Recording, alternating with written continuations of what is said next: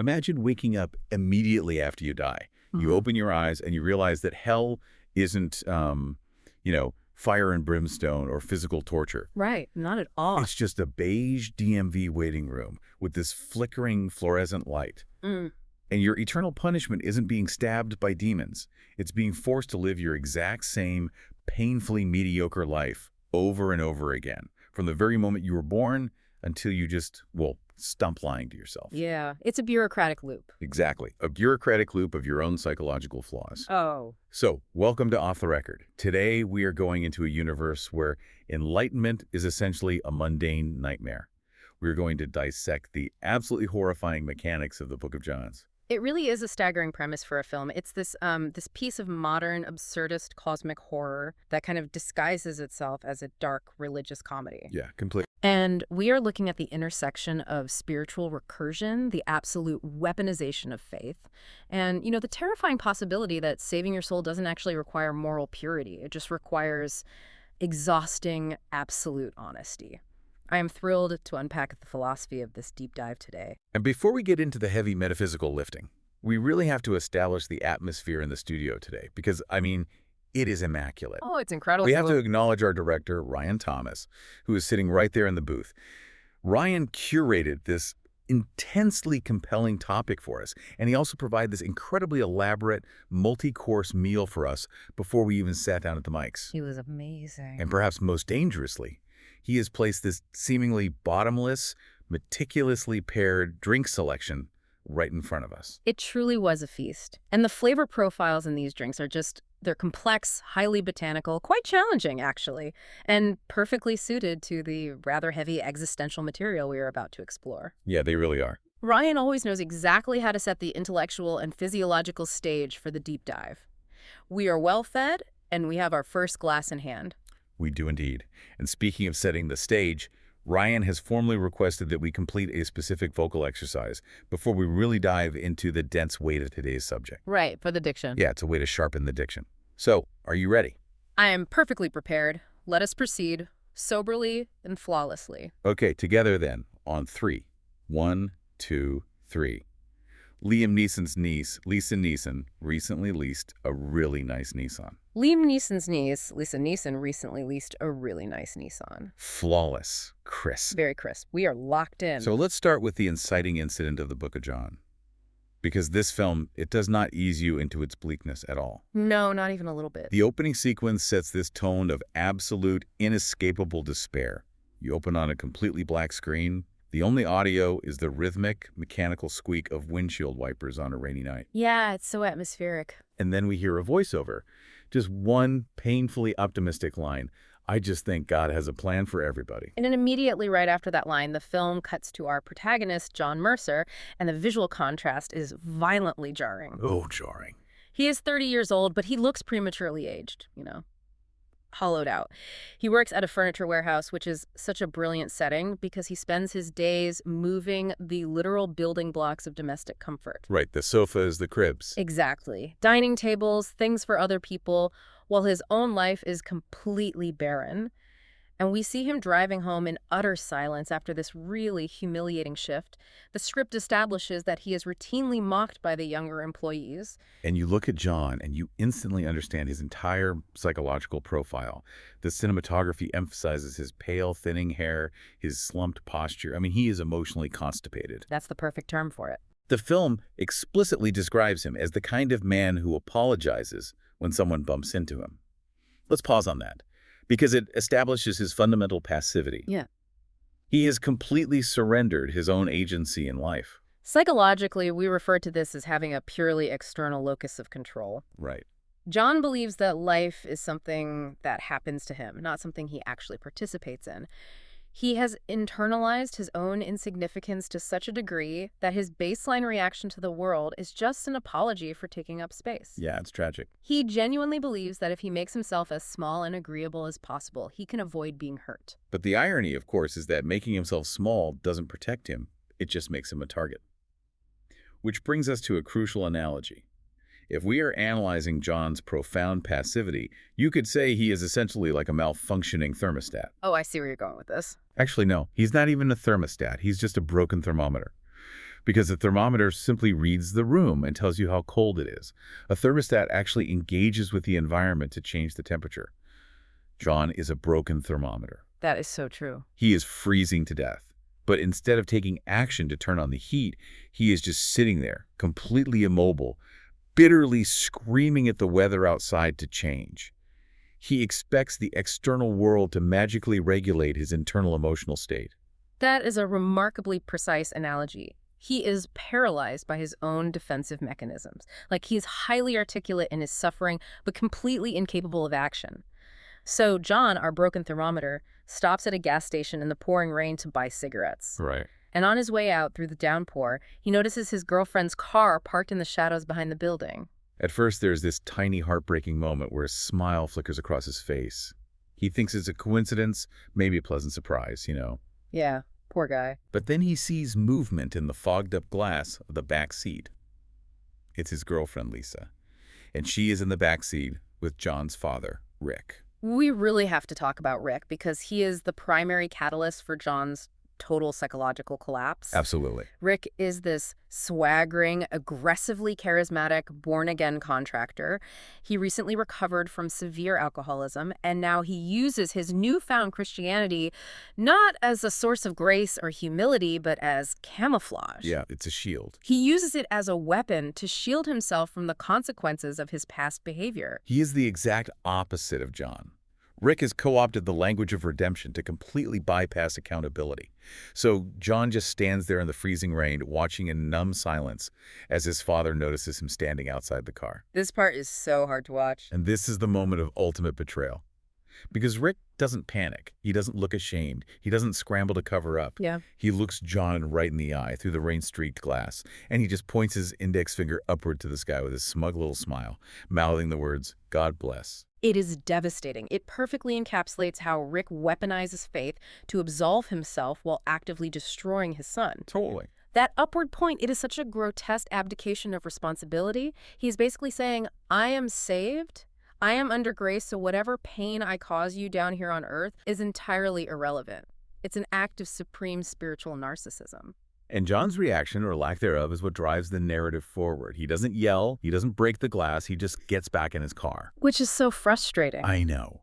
And this paralysis leads directly to the brilliant, dark, almost surreal depiction of a modern megachurch in the next sequence. We get a smash cut from the dark, rainy gas station directly to Lisa and Rick's church. And the contrast is blinding. We go from the quiet, intimate horror of the gas station to this massive, cavernous auditorium. It's huge. There's a colossal worship band playing stadium rock anthems, strobe lights are flashing, fog machines are pumping thick atmospheric smoke, and there's a towering 60-foot LED cross-dominating the stage.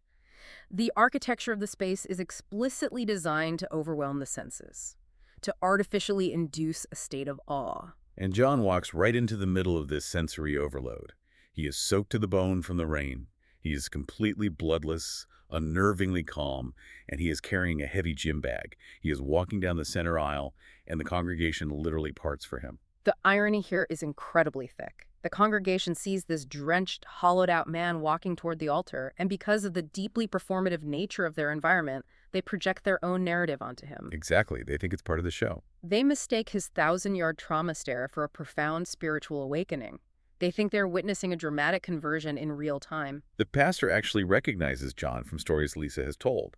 And in this incredibly awkward, misguided attempt at facilitating a miracle for the church livestream, the pastor invites John up onto the stage. Such a bad idea. He hands him a microphone, and John just stands there, dripping wet, dwarfed by these 20-foot-tall projected lyrics on the screen behind him that just read, "He is risen."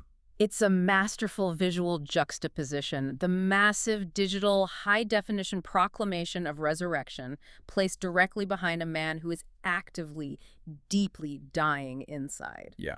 It highlights the vast chasm between the aesthetic of salvation and the reality of human suffering. John stares out at this massive crowd, and he delivers this shaky, incredibly bitter monologue. He doesn't scream. He speaks with this terrifying, exhausted clarity. It's chilling. He talks about his humiliation. He talks about his crushing loneliness. He systematically dissects the concept of fake forgiveness, pointing directly at his father in the front row, calling out how everyone in that room uses God as a metaphysical shield to avoid taking accountability for the real, tangible damage they cause to the people who love them. And this is where the satire bites the hardest. Because the congregation is so heavily primed to view everything through the lens of a redemption narrative, they don't hear the actual danger in his words. No, they don't at all. Some of them actually begin crying. They believe this raw, cynical despair is just the gritty first half of a powerful testimony. They think they're watching a man break before God, preparing to be rebuilt. They are consuming his trauma as entertainment. But they aren't getting a redemption arc. John opens the gym bag. He pulls out a heavy revolver. Yeah. The pastor, finally realizing that this isn't a script, steps forward and just quietly, helplessly says, "Brother." And John looks upward, straight past the massive LED cross, straight into the theatrical fog, and mutters his final line. "If you're real, you're a fucking coward." And then he shoots himself in the head. Hard cut to a blinding white screen. It is a stunning, breathtaking conclusion to the first act. It leaves the audience with absolutely no room to breathe. It forces you to immediately confront the reality of what happens next. And it perfectly sets the stage for the true metaphysical mechanics of the film. But before we transition into the actual afterlife, let's pour the second round of these beautiful drinks Ryan provided for us. Yes, let's. Because I can feel the first one settling in, and I think we need to keep pace with the existential dread of the material. Excellent idea. I am feeling very confident about where we are heading with this analysis. The complexity of the afterlife in this film is going to require our sharpest critical faculties. This next beverage has a deeply herbal set. Very intriguing. Absolutely. The second round is poured. Now, before we cross over into the beige waiting room of eternity, we have a very important message for you, our dedicated listener.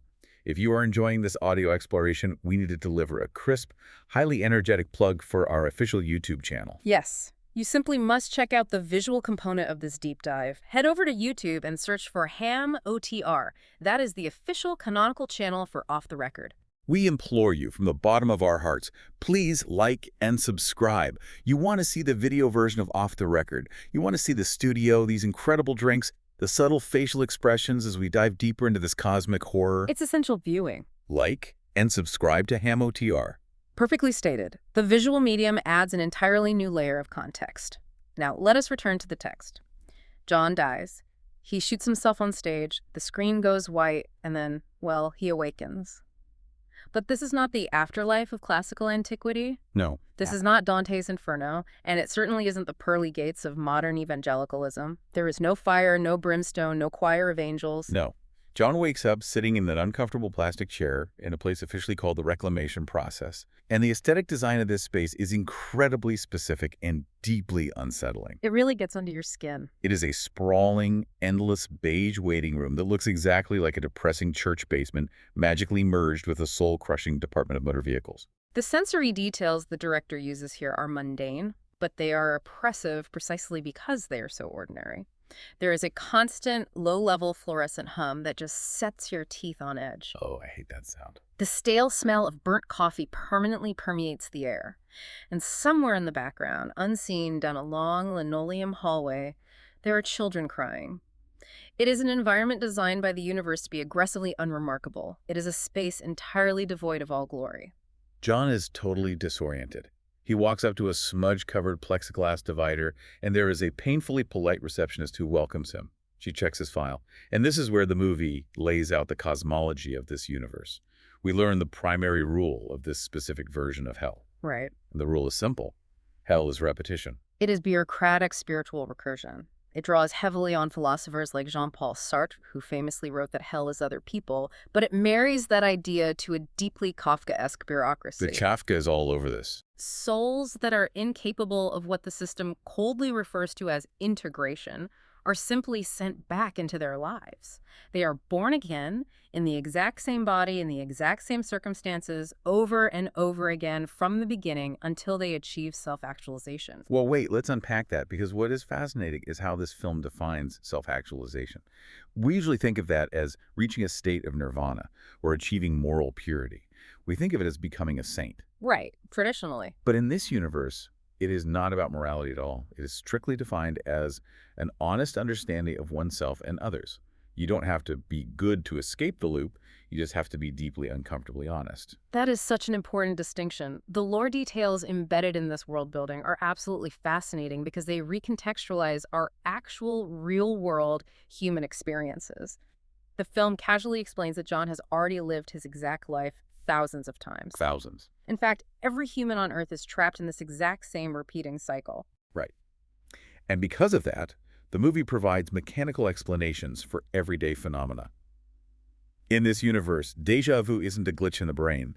It is literally psychic scar tissue from previous loops. I love that concept. When you feel like you've been somewhere before, it's because you have 1,000 times and your soul is just chafing against the repetition. And dreams. Dreams are brilliantly explained as memory leaks. They are fragmented files of past iterations bleeding through the firewall of your current consciousness while your brain is defragmenting during sleep. It's such a clever systems-based approach to mysticism. And perhaps the most cynical detail of all is the origin of religion. The film posits that religion itself only emerged because, over thousands of millennia, some people partially remembered the administrative mechanics of this system and tried to codify it. Yes. They mistook the bureaucracy of the loop for divine judgment, and they built massive theological frameworks around a system that is essentially just a cosmic IT department trying to reboot faulty software. It completely demystifies the divine, replacing it with administrative protocol. So, John is called into an office to be evaluated by his caseworker. His name is Gabriel. But Gabriel is not an imposing, multi-eyed archangel with a flaming sword. No. Gabriel is an exhausted, middle-aged bureaucrat who dresses exactly like a middle manager at a Midwestern Best Buy. He's wearing slightly wrinkled khakis, a blue polo shirt, a lanyard, and he projects an aura of complete crushing detachment. Gabriel sits behind a laminate desk, reads John's massive phone book-sized file, and gives him his official diagnostic classification. Gabriel looks at John and calmly tells him that he is classified as terminally externalized. Terminally externalized. Let's really drill down into that mechanism. It means John blames absolutely everyone else for his suffering. His locus of control is entirely pushed outward. Yeah, entirely. He refuses to embrace vulnerability. He takes zero responsibility for his own emotional state, and he absolutely refuses to change his fundamental behavioral patterns. Gabriel delivers this incredible cutting line to John. He says, "You think your problem is humiliation? Your problem is ego? You think because you hate yourself you're humble? That's narcissism with better PR." Narcissism with better PR. It is such a brutal, surgically precise takedown of the self-pitying victim complex. The idea that hating yourself is just another way of being obsessed with yourself. You are still the center of the universe. You're just the tragic victim at the center instead of the hero.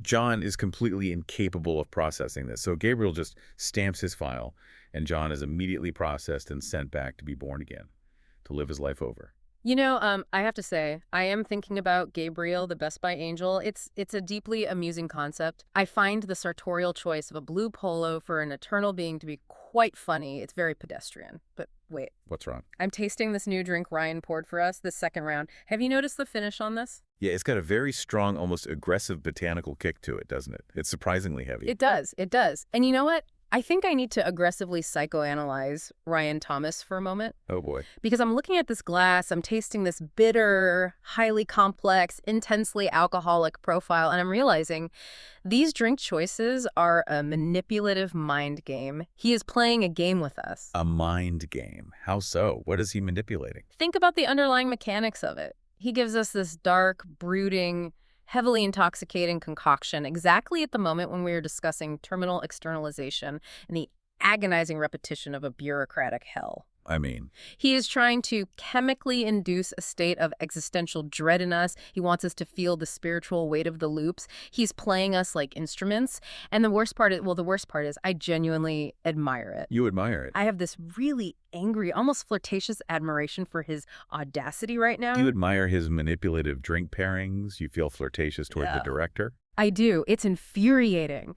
He sits back there, behind the glass in the control room, looking so smug with his little headphones, orchestrating our psychological descent. I am so mad at him for doing this to us, but honestly, I kind of want to march in there and kiss him right on the mouth. Okay, wow. Just out of pure, aggressive respect for his craft. Is that inappropriate to say on the deep dive? Can I say that?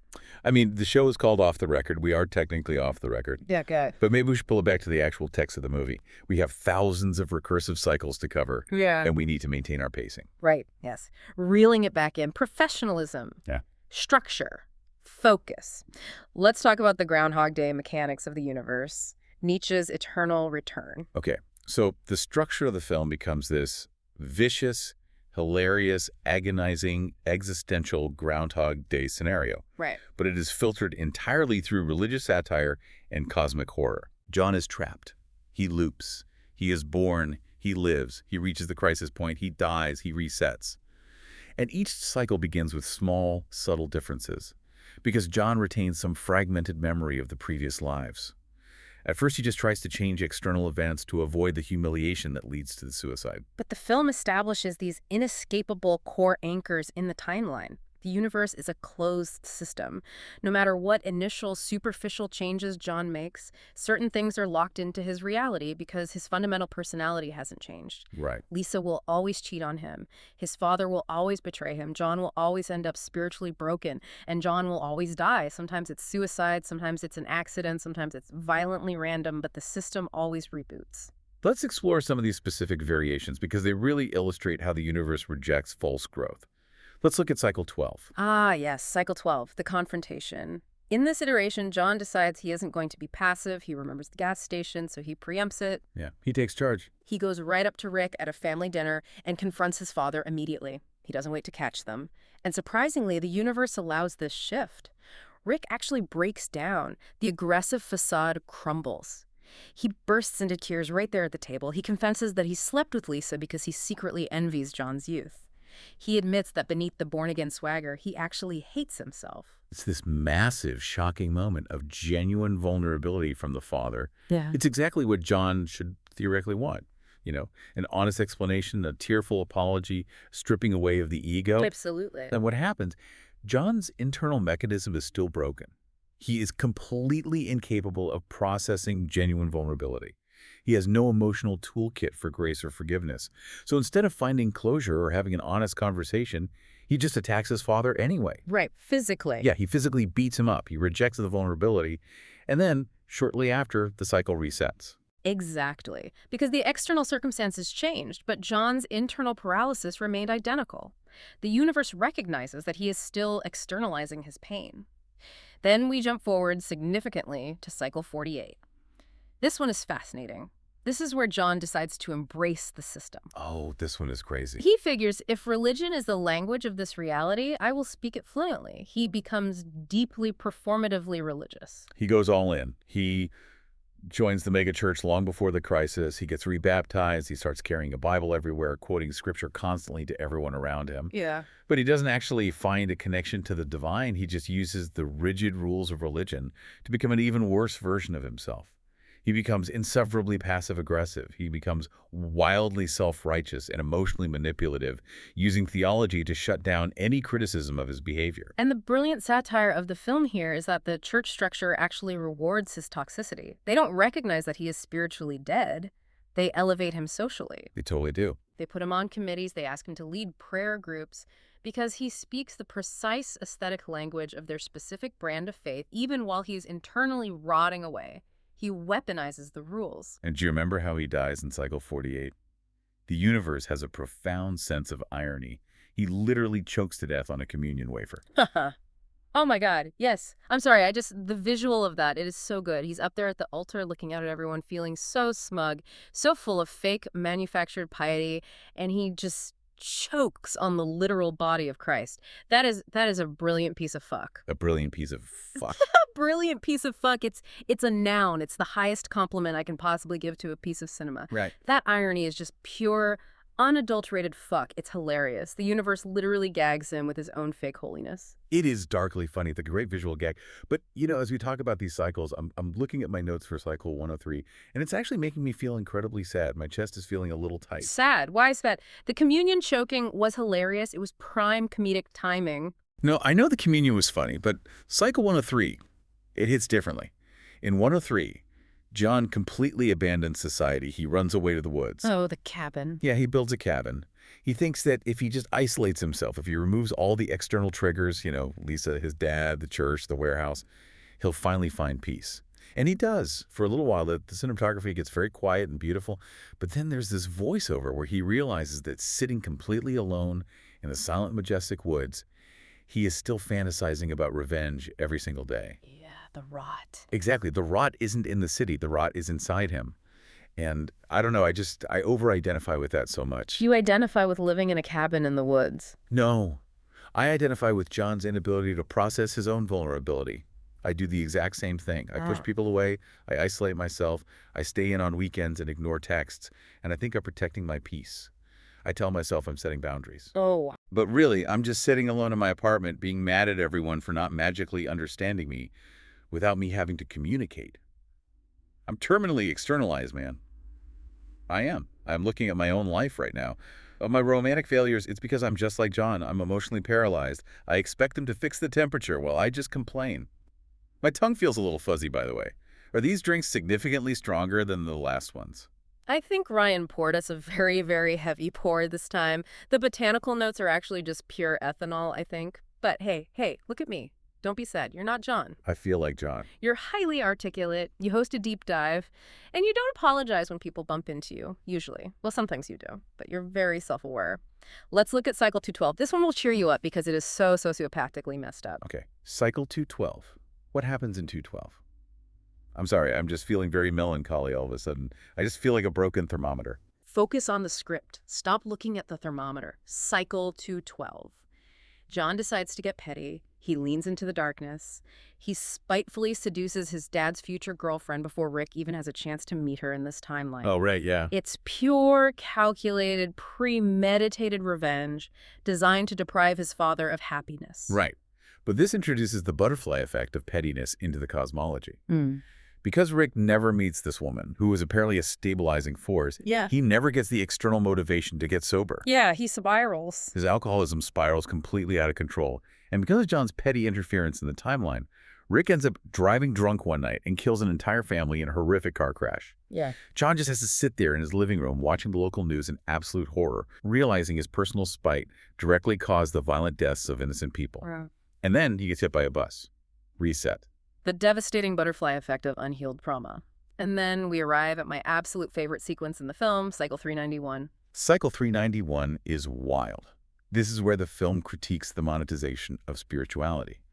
John decides to monetize the closed system. He becomes a televangelist. He realizes a profound, cynical truth about this world. Charisma isn't magic. Charisma is literally just confidence plus repetition. That's all it is. And because he had lived this exact life nearly 400 times, he has infinite repetition. He knows exactly what people are going to say before they say it. He learns exactly what hurting, desperate people want to hear. The film turns into this grotesque, highly stylized, almost Scorsese-esque rise-to-power montage. He performs fake miracles because he knows exactly who is going to collapse in the crowd and when.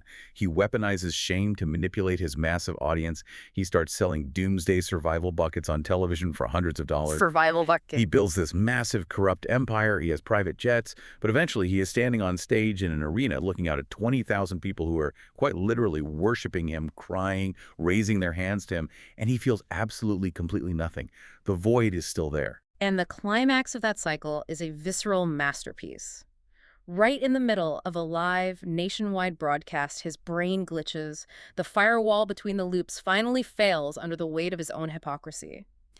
He suddenly remembers hundreds of his previous deaths simultaneously. The psychic weight. Exactly. The psychic weight of all those violent, pathetic, lonely ends hits his consciousness at once, and he just violently projectile vomits all over his congregation on live television. Reset. It's so gross, but it makes such a perfect point. The movie slowly reveals this terrifying metaphysical system operating underneath everything.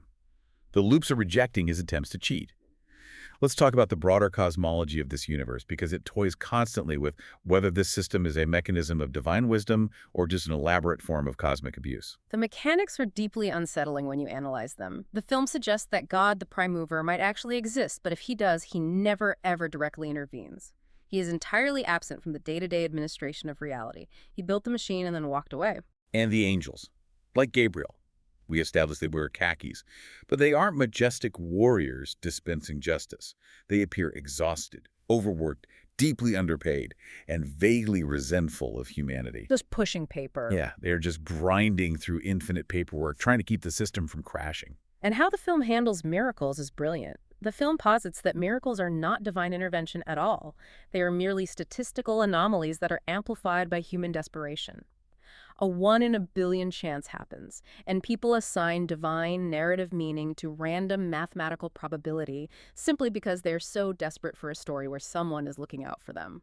Even the concept of demons is redefined in this lore. They aren't monsters with horns hiding in the shadows. Demons in this universe are just contagious thought patterns. They are toxic narratives that spread between people like a viral infection. Such a cool idea. Self-doubt, hatred, paranoia, jealousy, those are the actual demons. When you spread a malicious rumor or you project your insecurities onto your partner, you are literally engaging in demonic possession in this universe. Yes, it's a mimetic theory of evil. It leads to this chilling philosophical conclusion regarding the nature of the afterlife. The film strongly suggests that heaven might simply be ego death, the complete, peaceful dissolution of the self into the collective whole. And hell might simply be the stubborn, terrifying refusal to let that ego die. Hell is clinging to your own narrative, even when that narrative is destroying you. Which perfectly explains why the comedy in this movie is so incredibly brutal and uncomfortable. It's mining humor out of genuine existential despair. Exactly. Let's run through some of those background visual gags because they are phenomenal world building. For instance, the suicide prevention billboards that are placed in such distracting, brightly lit locations on the highway that they actually blind drivers and cause massive traffic fatalities. Or the scene where a parishioner is having a complete spiritual collapse, weeping on the floor of the megachurch lobby, and the church staff handles it exactly like retail customer service. Oh my God, yes. The usher literally says, "I'm sorry you're feeling a lack of grace today. Have you tried praying on it? Let me escalate this to the youth pastor. He's the manager on duty."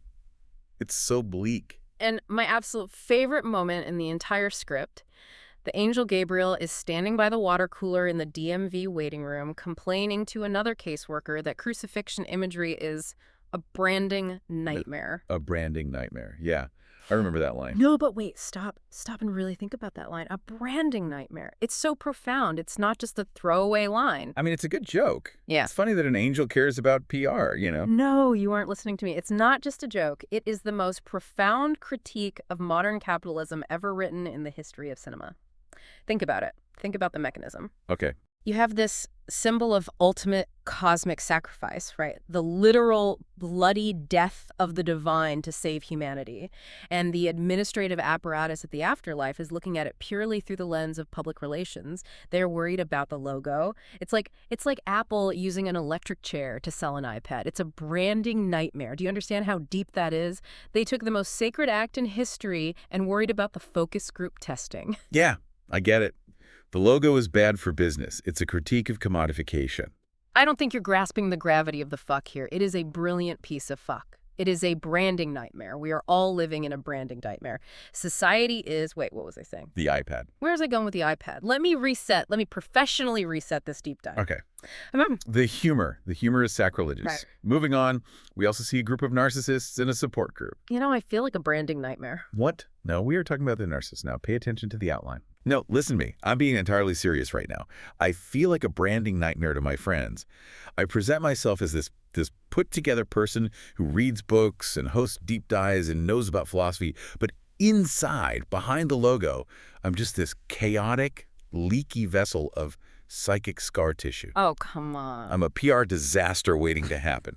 I am constantly terrified that if people look too closely at my carefully curated logo, they'll see the electric chair. They'll see how broken I am. Do you know what I mean? I mean, you're getting a little unnecessarily sincere right now. This is supposed to be analytical, but yes, I suppose we all have elements of PR management in our interpersonal relationships. Look, the other joke we need to cover is the couple thanking God for surviving a tornado. Oh, right. The tornado. Cycle 80-something. They stand in the smoke and rubble of their neighborhood. Every other house is leveled. Families are destroyed. Children are missing. And they look directly at the news camera holding hands and say, "God protected us. We are so blessed." It perfectly highlights the sheer, unadulterated narcissism of interpreting random survival as targeted divine favor, while entirely ignoring the mass destruction around you. God loved me enough to save my television, but hated my neighbor enough to crush his house. Yeah. It perfectly encapsulates John's core issue of terminal externalization. Which brings us, finally, to the midpoint revelation of the film. The midpoint revelation. Yeah. Right. God, this movie is so sad. It's so relentlessly sad. Pull it together, have another sip of the botanical dread juice. So John is thousands of loops in. He is exhausted.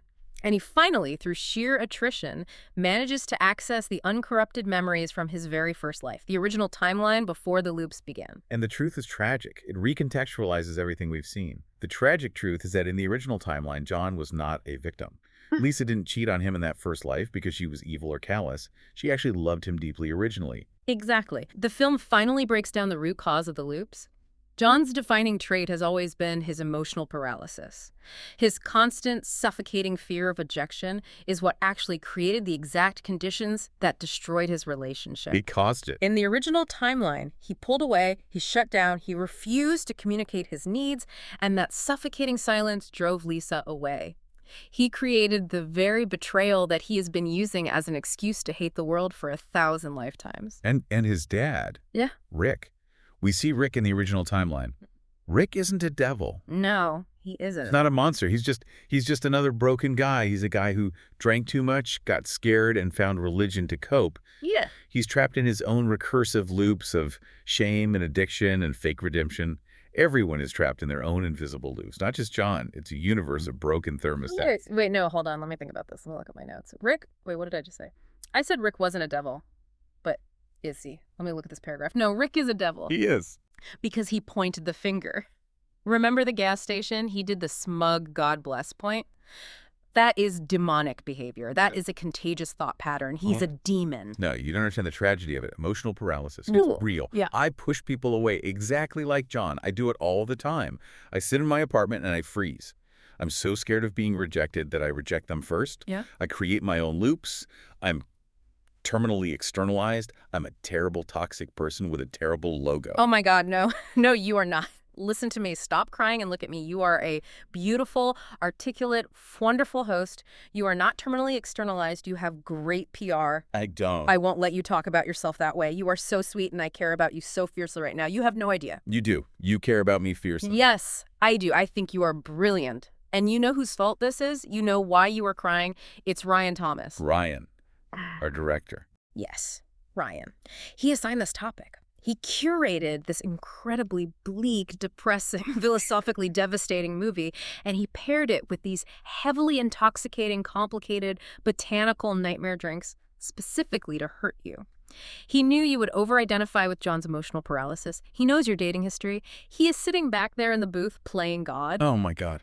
I hate him. I swear to God, I am going to march into that control room right now, and I'm going to kiss Ryan Thomas on his stupid mouth out of pure aggressive spite. That will show him. I will kiss the smugness right out of him. You're going to kiss him to defend my honor. That doesn't make any sense. Yes, it does. It proves a point about branding or whatever. It's a power move. Yeah. And another thing, wait, what was I saying about the father? About Rick? Oh, right. I said he was a devil. Actually, wait. 5 minutes ago, I said he wasn't a devil. Oh, I see what happened. My apologies. I am correcting myself for the record. He is not a devil. He is just broken. I completely contradicted myself. These drinks are aggressively potent. I am losing the thread. I'm so sorry you were crying. Let me hold your hand. Give me your hand. Thank you. Your hand is very warm. I appreciate that. Yeah. Okay, let's try to finish the deep dive. We have to be professional. We have to talk about the final act, Section 5. The exhaustion of honesty. Yes. Okay. Deep breaths. I am focusing. I am a professional expert guide. Let's describe John's desperate attempts to escape the system now that he knows the truth. So John finally realizes he's the problem. He realizes he created the loop. But he doesn't immediately become enlightened. Instead, he just tries to hack the system to escape it. He goes through a rapid-fire montage that lasts thousands of loops. He tries everything to break the programming. He tries physical extremes, he tries self-mutilation, he tries sensory deprivation tanks for years at a time, he tries near-death rituals, he tries committing murder to see if the universe will punish him differently, he tries starting a bizarre doomsday cult. It's just endless trial and error. He tries taking massive, heroic amounts of psychedelics to shatter his ego. He tries complete, brutal honesty where he insults everyone he meets. He tries complete sociopathic dishonesty. Nothing works. The loops just keep resetting. He cannot force his way out. He cannot hack the system because the system is designed to detect intention. And then we get the breakthrough. And this is so important for you, the listener, to understand. He doesn't break the cycle by becoming a saint. He doesn't achieve some glowing divine perfection or moral purity. No, he doesn't. He breaks the cycle because he just becomes tired. Because he becomes tired. Because he becomes tired. Do you hear how profound that is? Do you understand the weight of that concept? It's the most beautiful thing I've ever heard in my life. It really is. It really is. It is the greatest philosophical revelation in the history of human thought. He just gets tired. He stops trying to control the outcomes. He stops trying to manipulate the thermostat. He just surrenders to the cold. Giving up is so beautiful. It's the most beautiful, pure thing a human being can do. Just stopping. Just laying down the heavy armor of the ego. I completely aggressively agree. Academic credibility be damned. Giving up is gorgeous. Surrender is the ultimate victory. Let's detail as a final iteration. The changes he makes in the last loop are so subtle, they are embarrassingly small. There's no triumphant orchestral music swelling in the background, no magic glowing lights. He just goes to Lisa, preemptively, before she even has a chance to cheat, and he looks at her and says, "I know you're unhappy with me." He finally simply admits to her that he is constantly afraid of not being enough. He goes to his father, Rick. He doesn't attack him. He doesn't preach at him or try to expose his hypocrisy. He just looks at this broken alcoholic man and says, "I spent my entire life just wanting your approval, and it breaks my heart that I couldn't get it. It's so small, but it's total, exhausting, devastating honesty." He stops performing versions of himself. He stops managing his PR. He just allows people to dislike him or disappoint him without his entire ego collapsing in on itself. And then we get to the sanctuary scene. Oh, God, describe it to me. Tell me the sanctuary scene again. I love this part so much. It's the night he is supposed to die. The night he usually brings the gun to the megachurch. But instead of going to the church during a packed service, he sneaks into the building hours after everyone has left. It's completely empty. No congregation, no strobe lights, no spotlight, no fog machines. Just a silent, cavernous, empty room. He sits down in a wooden pew in the back. And he doesn't pray to a grand deity. He just says out loud to the empty room, "I don't think I want to die anymore." And there's silence. Just total silence. And then the massive fluorescent lights overhead just click off, one by one, down the aisle. Boom, boom. And it cuts to blinding white. It's pure. It's pure fuck. It's incredibly beautiful. But then we have to discuss the outro, the ambiguous ending. Explain the final cut. Right. So we cut from the blinding white, and John wakes up again. But he's not in his car at the warehouse. He's back in the beige waiting room of the reclamation process, the afterlife DMV. The same polite receptionist is there. She smiles at him. But then she checks his file on her computer. She pauses. She frowns. And she looks genuinely confused. And she looks up at John and quietly asks, "Why are you still here?" Cut to black. Boom. The credits roll. Why is he still there? Did he break the cycle, or did he just graduate to a new waiting room? Is there a higher level of the bureaucracy? It's beautifully, frustratingly ambiguous. We don't know if he escaped or just leveled up. But the final thematic takeaway of the film is absolutely clear, and it's something we all need to hear, every single one of us. Most people do not change because change requires grieving the person they imagine themselves to be. Grieving the person they imagine themselves to be? Okay, That is, wow. Wow. Let that sink in. Listeners, thank you. Thank you so much for putting up with us today. I know I got a little messy. I'm a little sad. I'm a little chaotic. I cried about a thermometer. But I really appreciate you being here in the dark with us. You did great. We both did great. We uncovered the deepest truths of the universe today. And listener, do not forget to like and subscribe to Ham ODR, Off the Record on YouTube. Ryan Thomas, you beautiful, manipulative bastard in the booth. The drinks were incredibly dangerous. The movie was brilliant. And the beauty of this film is just, it's pure fuck. It really, truly is. Pure fuck. As we sign off, I want to leave you, the listener, with one final, slightly slurred, provocative thought to mull over tonight while you try to fall asleep. If your current life, the life you are living right now, is actually your 10,000th loop, what is the one repeating behavior you are stubbornly refusing to let go of just because you think it's your personality? Boom. Grieve your imagined self. Let the logo die. We'll see you next time. Yeah. Drink some water. God bless.